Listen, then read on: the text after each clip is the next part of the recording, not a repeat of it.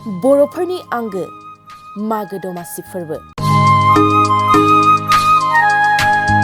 मागो दमासि फोरबो बुङोब्ला बयनिबो गोसोआव रंजाखाङो। दे रंजा दे मोसा दे दमासि बोथोरावनो। मागो दमासियाव फिथा सावनाय सौराय एवनायजों जागायो बुंनो हायो।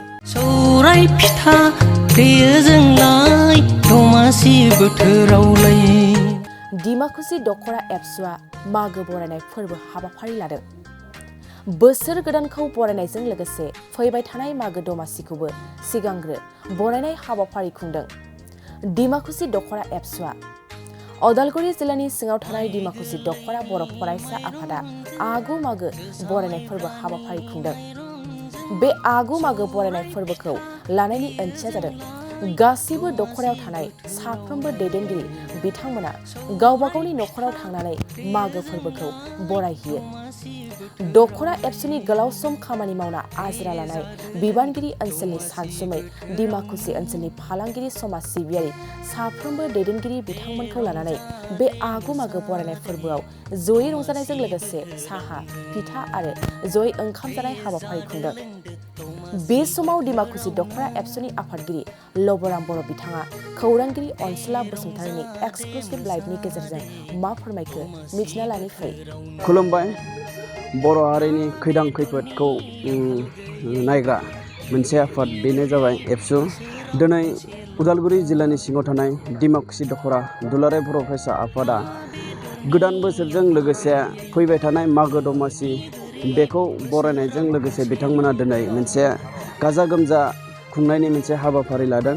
नैबे समाव आंजों दङ डिमाकुसि दख'रा दुलाराय बर' फरायसा आफादनि मानगोनां आफादगिरि। आं बिथांनिफ्राय नैबे समाव मानो थाखाय दिनैनि बे मागो खुंनाय हाबाफारि बेखौ लानाय जादों आं बिथांनिफ्राय आं मिथिनानै लागोन मानो थाखाय खुंनाय जादों।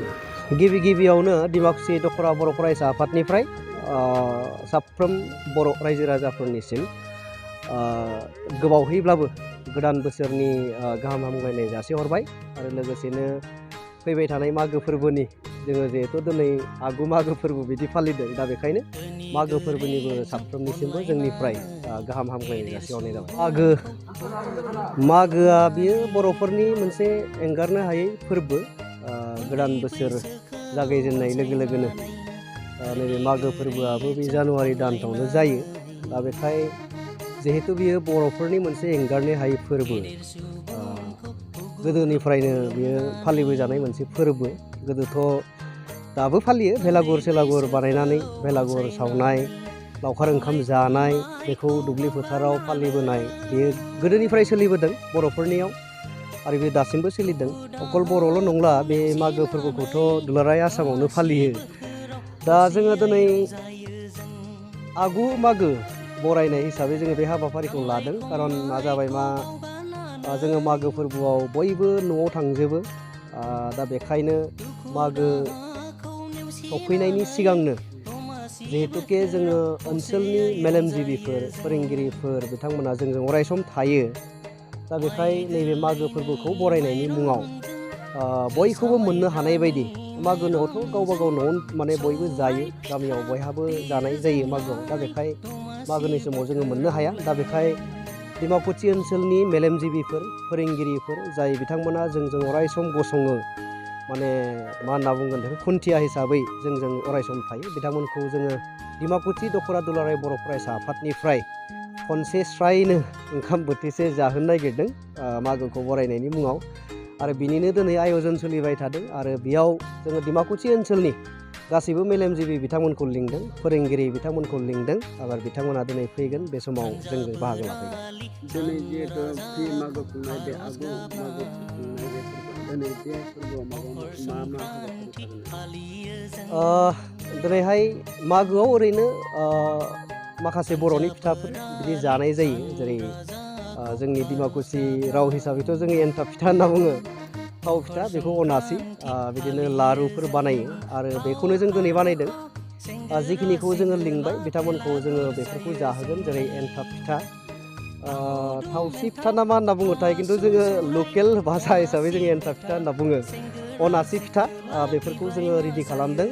जोंना आनसलिकनि सिख्लाफोरबो दङ इउनिटनि सिख्लाफोर फैदों बिथांमोना दिनै सावफैगासिनो दङ दा बेखौ जाहोगोन लोगोसेनो ओंखामजों लोगोसे ना बेदर बेथ' थाबायानो आरो जायफोरा कमप्लिट निरामिस बिथांमोननि थाखाय जोङो बेलेग बेबस्था खालामदों बेखिनियानो दिनै बे हाबाफारियाव कालसारनि प्रग्राम लानाय जादों औ एसे माने एन्टारटेनमेन्ट माने अकल जानायनि मुङाव जानाय नङा बे हाबाफारिजों लोगोसे जोङो माने बिदिनो खन्थाइ आवरायनाय मेथाइ रोजाबनाय मोसानाय बेबायदि हाबाफारिफोर लाफादों दसे उनाव जागोन आरो जोङो जोंनि ओनसोलनिनो माखासे जोंहा जाखांफुनाय मेथाइ रोजाबगिरिफोर दङ बिथांमोना दिनै मेथाइखौ रोजाबगोन लोगोसेनो खन्थाइ आवरायनो थाखायथ' गोबांखौनो खावलायनाय जादों जोंहा साहित्यनिफ्रायबो फैगोन आरो आनसलिकनिफ्रायबो माखासे बिदि थाबाय बिथांमोनाबो खन्थाइ आवरायनाय बिदि बाहागो लागोन नंगौ थारैनो बिथांमोना आगु मागो फोरबो बे आगु मागो फोरबोखौ बिथांमोना नैबे समाव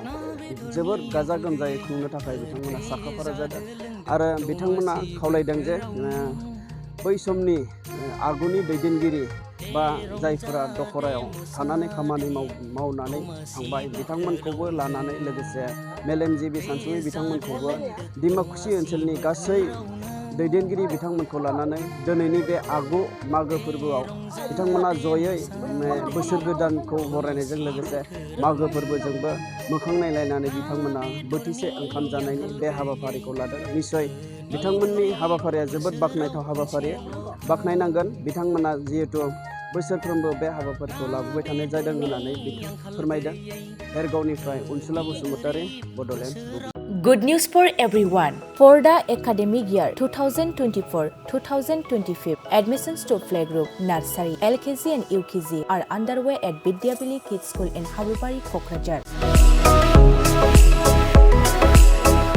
This Vidyavili Kids School has many facilities for students like smart class and daycare. Indoor, outdoor game, art and craft workshop, playful learning. Environment and dance room, modern teaching aids, audio visual room. Good teachers, student one-on-one training on one language and speech development. Experienced teachers, green knowledge. Why are you waiting for the admission? Call 6900 304050 for more details.